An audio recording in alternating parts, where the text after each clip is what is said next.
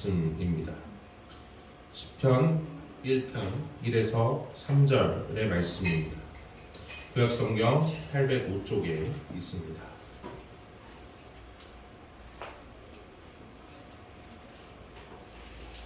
구약성경 805쪽 시편 1편 1에서 3절입니다.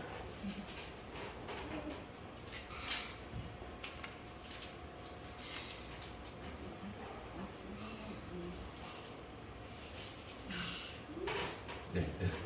우리 짧으니까요. 우리가 한 목소리를 같이 읽었으면 좋겠습니다.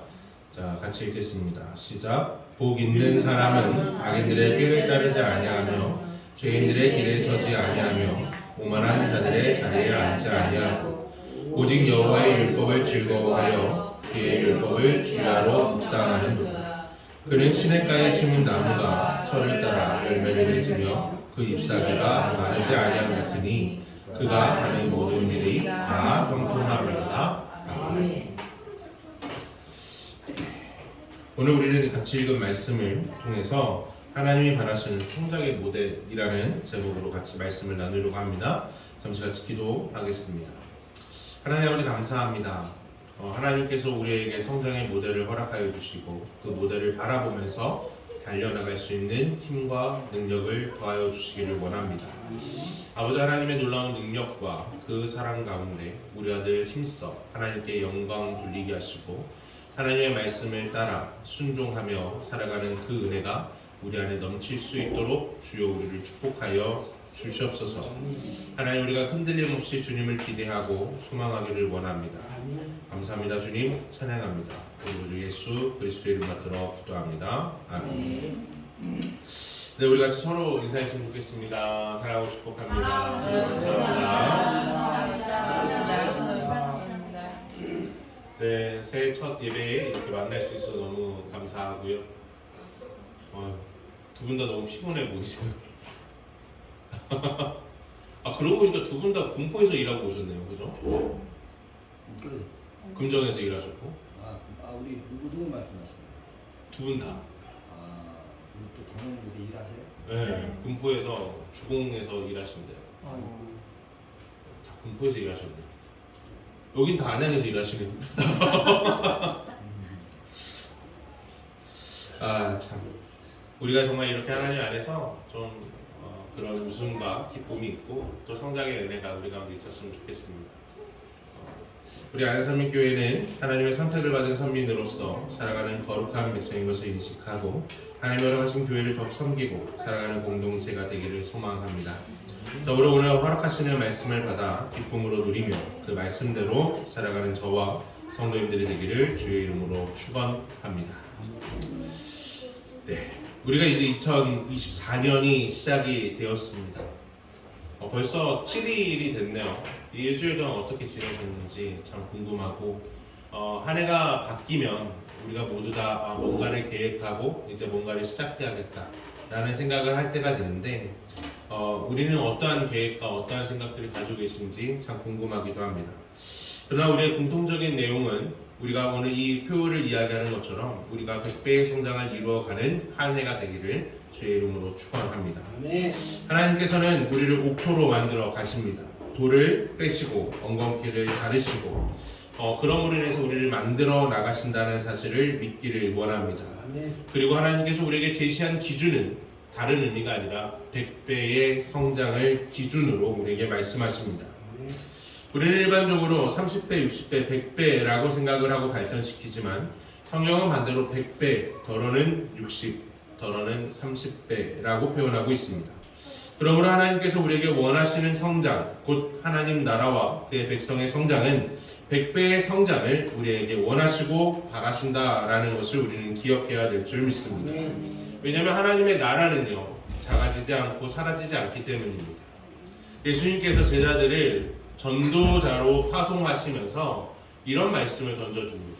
하나님의 능력이 너희와 함께하기를 원한다 라는 그 이야기가 어떤 의미냐면 하나님 나라의 권세가 내게 임하고 그 하나님 나라의 권세로 이 말을 전달한다 라는 의미입니다. 그래서 그냥 나가지 않고 하나님 나라의 권세를 들고 나간다라는 것이죠. 그런 인해서 그 안에 우리는 100배의 열매가 맺혀질 수밖에 없다라는 사실을 성경은 우리에게 분명히 말씀하고 있다는 것을 알게 되어집니다. 그런 의미에서 올 2024년은 하나님이 원하시는 대로 영과 육이 모두 성장하고 또 성숙해지는 은혜가 있기를 주의 이름으로 축원합니다. 그렇다면 하나님께서 우리에게 원하시는 성장의 모델은 어떤 것일까라는 이 질문을 우리는 던져봐야 될 것입니다. 우리는 어떤 모델링을 해야 하는지 그리고 어떤 것을 따라가야 해야 되는지가 얼마나 중요하냐면 우리가 어떤 모델을 찾아 그 모델에 따라 가겠다라고 선언하는 순간 그것이 우리의 목표가 되고 목적이 되기 때문입니다. 그렇기 때문에 우리는 어떤 것을 향하여 어떤 것을 바라보면서 나아갈 것인가 라는 이 질문이 우리의 인생에 있어서 우리의 목표에 있어서 우리의 교회에 있어서 매우 중요하다라는 것을 우리는 분명히 깨닫게 되어집니다. 목회적으로 어떤 목회자를 모델로 볼 것인가 라는 이 질문 앞에서 이런 질문을 스스로 던져본 적이 많지 않은데 이번 설교를 준비하면서 깊이 질문을 하게 되어졌습니다. 나는 어떤 목회를 하고 어떤 목회에 대한 모델을 가지고 나아갈 것인가 라는 질문을 던졌을 때 세 가지로 나눠지게 되더라고요. 먼저는 설교와 삶의 자세, 삶의 태도는 이 남포교회라는 교회가 있습니다. 그 원로 목사님이신 박영숙 목사님을 두고 따라가는 게 참 좋겠다라는 생각을 하게 되어졌습니다. 왜냐하면 그분은 장점과 단점의 모든 것이 존재하는 사람이지만 박영숙 목사님의 설교와 또 삶을 바라보는 통찰력은 매우 뛰어나다라고 생각이 듭니다. 그래서 설교나 또는 통찰력은 그분을 따라 참 가면 좋겠다라는 생각들을 가지게 돼요. 또 그것이 따라 가능한 것은 그가 이야기하고 설교했던 모든 내용들이 홈페이지에 다 올라가 있어요. 그래서 그런 부분들을 읽어나가면서 들으면서 역량들을 키워나가야겠다라는 생각을 하게 됐습니다. 또한 더불어서 교회를 향한 마음은요, 교회를 바라보는 마음은 서울 드림교회의 신도배 목사님을 따라가면 좋겠다라는 생각을 하게 되어졌습니다. 교회가 교회로서의 역할을 다 한다라는 것, 이것에 대한 명확한 목적과 목표를 가지고 나가는 목사님의 교회론과 교회관은 성도 한 사람을 어떻게 바라봐야 될 것인가에 대한 질문을 우리에게 던져주게 되어졌습니다. 예를 들면 성도님이 하나님 앞에서 교회로서의 선택을 하게 하는 것, 교회가 성도님들의 선택권을 뺏는 것이 아니라 하나님 앞에서 온전히 서 있는 한 사람의 성도가 교회를 선택할 수 있는 또는 하나님 앞에서 바른 선택을 이루어 나갈 수 있는 한 사람의 교회로 세우는 그 교회관을 닮아가려고 하는 것입니다. 또한 이 세 번째로는요, 인격적으로 닮아갈 목사님이 필요하다라는 생각을 했습니다. 그 인격적으로 닮아갈 목사님은 소망교회의 전 원로 목사님이신 김지철 목사님을 닮아가려고 합니다. 은퇴하신 목사님이시지만 학식과 경력 그리고 실력도 어느 하나 부족함이 없으시고 인격적으로 사람을 고개 숙이게 하는 목사님의 그 인품을 바라보면서 그 인격을 닮아가려고 합니다. 제가 말씀드린 세 명의 목사님들 중에 박영숙 목사님은 제가 뵌 적도 없고 볼 일도 없을 수 있죠. 그러나 다만 책으로 영상으로 만나는 분이시긴 합니다. 그러나 신도배 목사님과 김지철 목사님은 뵐 수 있고 만날 수 있고 대화할 수 있는 분들입니다. 이분들의 이야기, 이분들이 가지고 있는 생각, 이분들이 가지고 있는 인품과 사람을 대하는 태도는 이미 많은 것들을 보고 배우고 있는 것입니다. 그러므로 인해서 우리의 삶 가운데 이런 모델을 우리가 갖출 수 있다는 것이 얼마나 큰 축복인지, 얼마나 큰 은혜인지 우리는 분명히 기억해야 될 줄 믿습니다. 우리는 그렇기 때문에 한 가지 한번 우리 스스로에게 질문을 던져보면 좋겠습니다. 우리는 누구를 따라가고 있습니까? 우리에게 모델이 될 만한 존재가 있습니까? 우리는 물론 예수 그리스도가 우리의 모델인 것은 부정할 수 없고 우리는 당연히 예수 그리스도를 따라가는 것이 합당할 것입니다. 그러나 우리는 예수 그리스도를 따라간다는 게 그리 쉽지만은 않습니다. 그렇기 때문에 그를 따라 살아가던 어떠한 사람들의 방향과 목적과 목표가 되어 그를 따라가는 것이 우리에게 익숙한 사람들입니다. 그렇기에 우리는 그런 목표와 목적을 가지고 또 그런 모델을 가지고 살아가는 은혜가 있었으면 좋겠습니다. 자, 그러면 우리에게 있어서 이런 모델을 우리는 성경에 어디서 바라볼 수 있을까라는 질문을 끊임없이 던졌을 때 하나님께서 우리에게 말씀하고자 원하시고 우리를 따라오라, 이런 자를 따라오라 라고 이야기하는 그 명확한 모델이 바로 시편 1편의 1에서 3절의 말씀에 그 의인이라는 이야기가 저에게 다가왔습니다. 그래서 그 의인의 삶은 어떤 삶일까 라는 것을 우리가 오늘 이 말씀을 통해서 질문하고 확인해 나가려고 합니다. 우리는 첫 번째로 하나님이 보여주신 모델, 복 있는 자들의 삶의 태도를 알아가 보려고 합니다. 오늘 본문 1편 1절의 말씀을 같이 한번 읽기를 원합니다. 같이 읽겠습니다. 복 있는 사람은 악인들의 길을 따르지 아니하며 죄인들의 길에 서지 아니하며 오만한 자리의 자리에 앉지 아니하고. 아멘. 여기서 등장하는 복이라는 원어는요, 아쉬르라는 단어를 사용하게 되는데, 이 아쉬르의 어원은 에세르라는 단어입니다. 이 에세르라는 이 단어는 우리에게 있어서 곧다, 똑바로 가다, 번영하다, 성공하다 라는 이 네 가지의 단어가 기본적으로 들어가 있고, 이것을 통해서 아쉬르라는 단어가 바뀌면 이 모든 것을 주시는 이가 하나님이시다 라는 개념이 우리에게 탑재가 되어진다는 거죠. 그러므로 해서 우리에게 제안되어지고 우리에게 제시되어지는 것은 하나님께서 제시하신 삶의 길을 똑바로 걸어가는 것 자체가 복이고, 그러한 삶을 살아가는 자들에게 진정한 성공과 번영이 함께한다라는 것을 알게 된다는 거죠. 그러므로 해서 우리가 여기서 이야기하는 복 있는 사람은 곧 의인이다라는 표현은 하나님의 뜻에 따라 하나님께서 원하시는 대로, 하나님의 제시하시는 대로 걸어가는 자라는 뜻을 가지게 된다는 것입니다. 자, 그렇다면 하나님께서 우리에게 보여주시는 복된 사람은 어떤 사람들일까요?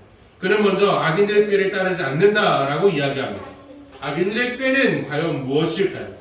그리고 악인들이 이야기하는 죄의 길과 오만한 자리에 앉는다라는 것은 어떤 것을 의미할까요? 이것을 우리가 깊이 생각해 볼 때 시편에서는요, 이러한 자들은 이런 표현을 사용하게 됩니다. 하나님이 없다 하는 자들. 하나님이 없다 하는 자들은 스스로 하나님의 자리를 꿰차고 앉아있는 자들을 이야기합니다. 그렇기 때문에 하나님의 자리를 스스로 앉아있기 때문에 하나님의 율법보다 자기의 생각과 판단이 앞섭니다. 그러므로 인해서 하나님의 뜻을, 하나님의 그 방향과 하나님의 보여주시는 길을 따라가는 것이 아니라 내 마음과 내 생각대로만 걸어가는 존재가 된다라는 것입니다. 그러므로 하나님께서 원하시는 삶의 모습은 스스로 하나님의 자리에서 내려와 하나님 앞에서 무릎을 꿇고 머리를 숙이는 것입니다.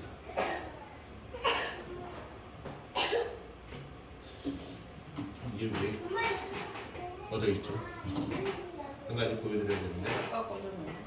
아까 꺼졌어요? 말씀 좀 해주시죠. 아니야, 나 이거 흔들어놨어요. 얘가 알아서 꺼지는 걸 너무 좋네요. 네. 자, 오늘 이 사진을 보시면 이 사진에서 명확하게 보여주는 반의 반반으로 보여지게 됩니다. 이 시편 1편을 한 장면으로 바꿔놓은 건데, 보시면 이 기준으로 해서 시내를 따라가는 것은 풍성하고 마른 땅은 황폐하죠. 그래서 여기에 기준이 뭐냐면 이 시내가 흐르고 있는 곳에 풍성함이 존재한다는 것. 그죠? 그래서 우리가 한 가지 더 이 그림을 확인해야 됩니다. 이 그림입니다. 이 그림 너무 많이 보셨죠? 이 CCC에서 이야기하는 사형리에 나오는 그림인데요. 자, 여기에 이 의자에 나가 앉아 있을 때는 동그라미가 다 어때요? 뒤죽박죽이죠. 흩어져 있죠. 그러나 이 의자에 십자가가 위에 있을 때, 그리고 내가 내려와 있을 때 동그라미는 다 어떻습니까? 동일해지죠. 오늘 우리에게 있어서 정말로 우리가 살아가는 삶의 태도는 어떠한 태도여야 되냐라고 했을 때, 내 마음의 중심의 의자, 곧 그 의자에 내가 내려오고 하나님이 그 안에 앉으셔야 된다는 거예요. 그럴 때 우리의 문제가 해결이 되어지고 우리의 문제가 정리가 되어진다는 것을 알게 됩니다. 우리가 항상 실타래나 이런 것들이 뭉쳐 있을 때요, 우리는 힘을 주어서 당기면 그 실타래가 어떻게 되어지죠? 더 강하게 뭉쳐버리는 것을 봅니다. 그래서 우리에게 있어서 여러 가지 문제들이 존재할 때 그 문제들을 힘으로 해결하려고 한다, 아니면 급하게 해결하려고 한다, 그러면 더 많은 것들이 꼬여버리게 됩니다. 그럴 때는 아주 천천히 다시 내 자리에서 내가 내려와야 돼요. 그리고 우리의 길을 제시하시는 하나님을 우리 앞에 우리의 왕자에 앉혀드리고, 그리고 그가 바라보고 그가 제시하신 길이 무엇인지를 우리는 다시 한번 곰곰이 생각하며 삶의 길들을 정리해 나가야 됩니다. 그럴 때 우리의 문제들이, 복잡했던 문제들이 아주 간단하고 명료하게 정리되어지는 것을 보게 되어집니다. 오늘 우리의 삶의 태도는요, 바로 이런 태도를 이야기합니다. 오늘 하나님께서 우리에게 보여주신 모델은요, 바로 이러한 삶의 태도를 가진 자들을 우리는 그 삶의 모델로, 우리의 삶의 모델로 살아가야 된다라는 것을 알게 되어진다는 것입니다. 여기서 악인들이라고 얘기했던, 곧 하나님의 자리를 스스로가 차지했던 자들의 삶의 모습은요, 부산하지만 정리되어지지 않고요, 결국 스스로 자멸하는 길로 가게 되어져 있다는 것입니다. 그러나 그 의자 위에 예수 그리스도가 앉아 계시고 하나님이 앉아 계신다면 더디고 방법이 해결되지 않는 것 같지만, 그러나 바른 방법대로 해결해 나가져 간다는 것을 우리는 믿어야 될 줄 믿습니다. 우리 좀 실타래를 정말 잘 기억해 보셨으면 좋겠어요. 실타래를 급하게 풀려고 그러면 절대 안 풀립니다. 아주 천천히 방법을 확인하고 길을 확인해서 한 가닥씩 풀어나가야 됩니다. 이렇게 하나님 앞에 우리의 삶을 내어드리는 은혜가 우리 가운데 있기를 원합니다. 이번 2024년은 우리에게 진정한 성장의 한 해가 되기를 소망합니다. 그래서 그런 선한 모델이 더 필요하다라고 말씀을 드렸습니다. 그 모델이 먼저는 제가 되기를 소망합니다. 그리고 우리 성도님들이 되어지기를 소망합니다. 성도님들이 성도님의 모델이 되어주시옵소서. 되어주시면 좋겠어요. 왜냐면요, 우리가 바라볼 모델은요, 저 멀리 있는 사람이 아니라 바로 우리 주변에 있는 사람이 되어야 됩니다. 그래서 그의 이야기를 들어야 되고 그의 삶을 봐야 됩니다. 그럴 때 같이 걸어 나갈 수 있습니다. 그런 부분들이 우리 안에 있어지므로 우리가 정말 하나님께서 원하시는, 이 하나님이 원하시는 모델의 주인공이 바로 내가 되어지는 은혜가 있어지기를 주의 이름으로 축원합니다. 두 번째로 하나님이 원하시는 모델은요, 하나님의 말씀을 묵상하는 자입니다. 하나님께서 우리에게 원하시는 모델은요, 하나님의 말씀을 묵상하는 자입니다. 하나님의 말씀을 생각하고 기억하며 우리의 삶의 기준과 삶의 태도를 하나님 말씀에 두고 살아가는 자들입니다. 2절에 보면 오직 여호와의 율법을 즐거워하여 그의 율법을 주야로 묵상하는도다 라고 이야기합니다. 근데 이 말씀에서 우리가 집중해야 되는 것은 무엇이냐면 바로 즐거워하다라는 것입니다. 이 즐거워하다라는 뜻의 원어적인 해석을 해보면 소원을 성취하다라는 뜻을 가지고 있습니다. 다시 말해서 소원을 성취하는 거예요. 하나님의 말씀에 따라 살아가는 것이 우리의 소원이 성취되는 것이다 라고 표현하고 있다는 거죠. 그래서 하나님의 말씀이 우리의 소원이 되고 그 말씀대로 살아가며 성취되어지는 것, 그것이 하나님께서 우리에게 원하시는 삶이다 라는 것입니다. 그렇다면 하나님의 말씀대로 살아간다는 것은 무엇입니까? 하나님의 말씀대로 살아간다는 것은 내 기준을 내려놓는 것입니다. 제가 많은 이제 청소를 교육할 때요, 많은 사람들을 만나봤어요. 많은 사람들을 만나봤을 때 제일 교육하기 힘든 대상이 누군지 아십니까? 주부입니다. 네. 왜냐면 주부들은 청소에 대한 각자의 기준이 있고 그리고 각자의 방법들이 있어요. 그래서 그 기준을 절대 내려놓지 않습니다. 근데 그러다가 실제로 해보면 이 방법대로 한번 해봤더니 정말 잘 됐더라 라는 게 되면 그때서야 비로소 자기 기준을 내려놓기 시작합니다. 그 전에 절대 인정하지 않아요. 왜냐하면 내가 청소 경력 몇 년인데 라는 이것 때문에 그래요. 그러고 나서 우리가 우리의 기준을 내려놓을 때 정말로 우리는 성장이 시작됩니다. 내 방법을 내려놓을 때 하나님의 방법대로 우리가 사라져갑니다. 그것이 우리가 하나님 말씀을 바라보는 하나님의 말씀을 즐거워하다 또 하나님의 말씀이 성취되다라는 의미예요. 우리 하나님의 말씀이 성취되다는 것이 마치 하나님께서 갑자기 나타나서 그 말씀대로 우리에게 길이 열리고 아름답게 모든 것이 해결되는 걸 기대하잖아요. 그러나 성경이 우리에게 요구하는 건 내려놓는 겁니다. 내 기준과 내 방법을 내려놓고 하나님의 기준과 하나님의 방법을 그 위에 올려 쌓아나가는 것입니다. 얼마 전에 몇 년 전에 저희 아버지께서 저에게 진지하게 해주신 말씀이 있습니다.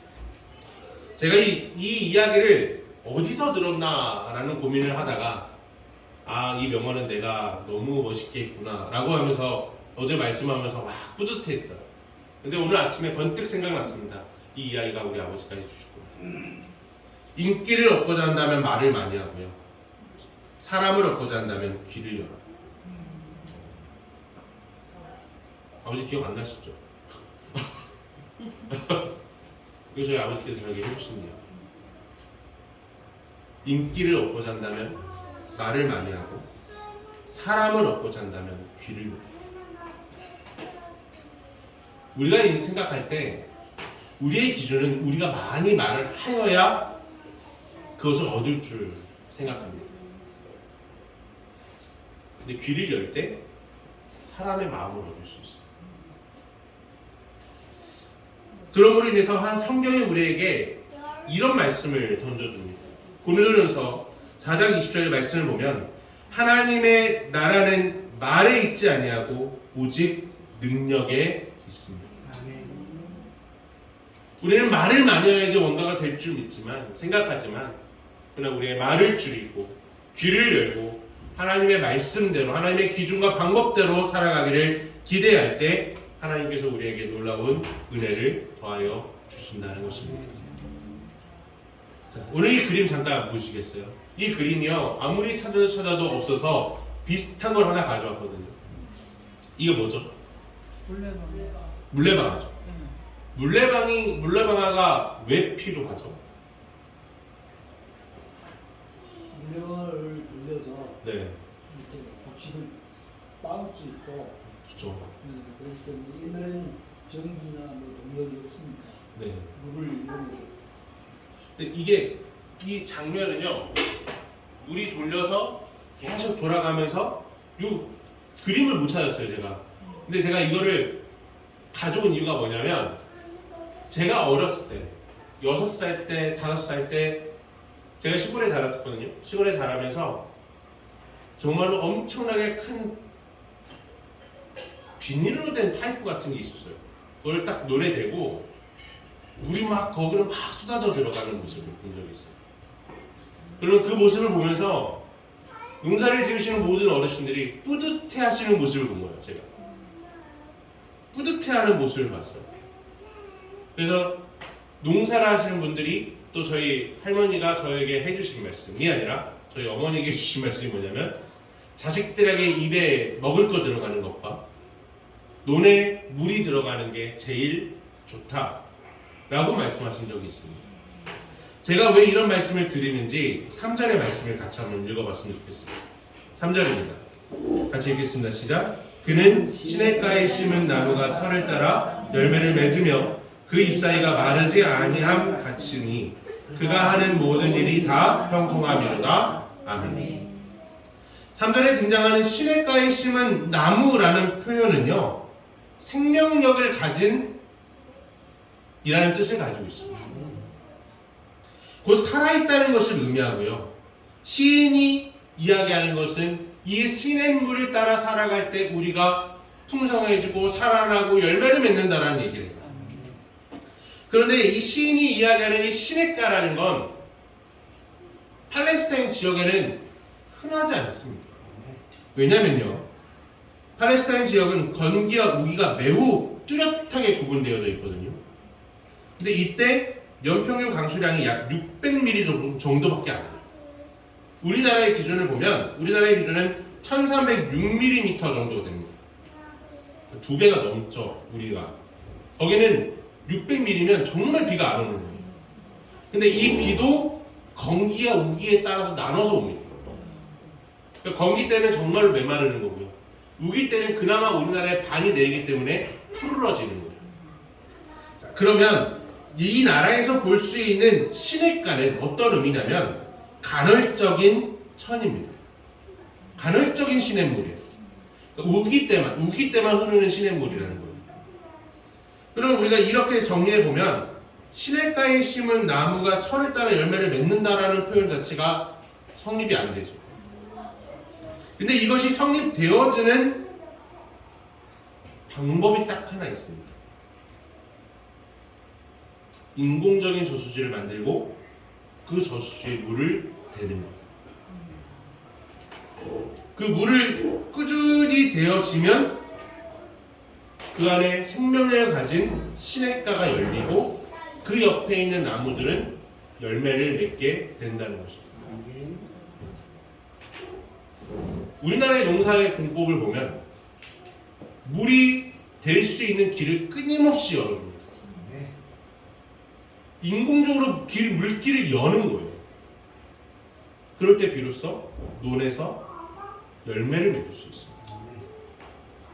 근데 오늘 이 시편의 1장 1편 3절에 이야기하는 그른 시냇가에 심은 나무가 철을 따라 열매를 맺으며 라는 이 나무가 성장하고 아름다워질 수 있는 건 하나님께서 우리에게 인공적인 시냇가를 열어주시겠다는 의미예요. 이것이 왜 이런가 라고 했을 때 이사야서 43장 19절의 말씀에 이런 말씀이 있습니다. 보라 내가 새 일을 행하리니 이제 나타날 것이라 너희가 그것을 알지 못하겠느냐 반드시 내가 광야의 길을 사막의 강을 내리니. 하나님께서 우리에게 말씀하시고자 원하시는 건 너희가 그냥 있으면 메마른 땅에 아주 작은 묘목 어떠한 열매도 맺지 못하는 묘목이 될 수밖에 없지만 하나님께서 우리의 농부 되어주시고 하나님께서 우리를 기르시는 자가 됐을 때 인공적인 시냇가를 열어 우리를 푸르르게 만들겠다는 거예요. 또 꺼졌어요? 감사합니다. 인공적인 그 푸르름을 우리에게 허락해 주시겠다라고 성경이 우리에게 말씀하고 있는 거예요. 그러므로 인해서 우리는 무엇을 기대해야 되는 것입니까?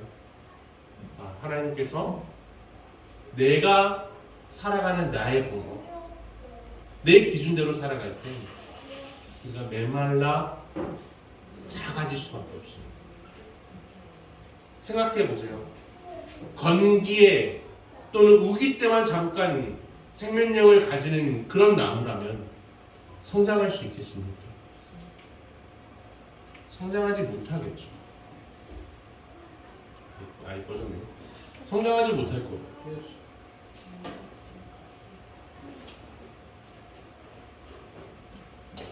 그러나 우리에게 있어서 아주 분명한 건 뭐냐면요. 우리의 기준과 방법을 내려놓고 하나님 말씀대로 살아갈 때 그 말씀이 성취되기를 소망할 때 하나님께서 우리에게 길을 내신다는 거예요. 시내를 내신다는 거예요. 우리는 그것을 기대합니다. 우리는 그것을 위해서 성장을 꿈꿉니다. 우리가 그런 은혜가 있음으로 인해서 이 3절의 말씀을 다시 한번 읽어볼게요. 그 말씀의 끝이 어떻게 끝나는지 좀 같이 보셨으면 좋겠습니다. 시편 1편 3절입니다. 같이 읽겠습니다. 시작. 그는 시냇가에 심은 나무가 천을 따라 열매를 맺으며 그 잎사귀가 마르지 아니함 같으니 그가 하는 모든 일이 다 형통하리로다. 아멘. 여기서 이야기하는 형통이 말 그대로 우리가 모든 문제가 해결된다는 그런 의미로서의 형통도 있겠지만 다른 의미로서의 형통이 있습니다. 뭐냐면 내 기준과 내 방법을 내려놓을 때 우리의 길이 열린다라는 의미예요. 우리의 기준과 우리의 방법을 내려놓는 게 정말 어렵습니다.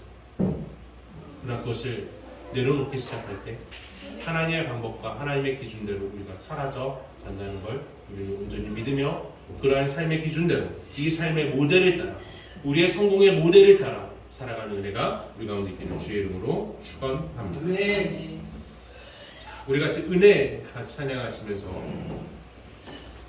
우리 은혜 찬양하시면서 우리 하나님께 헌금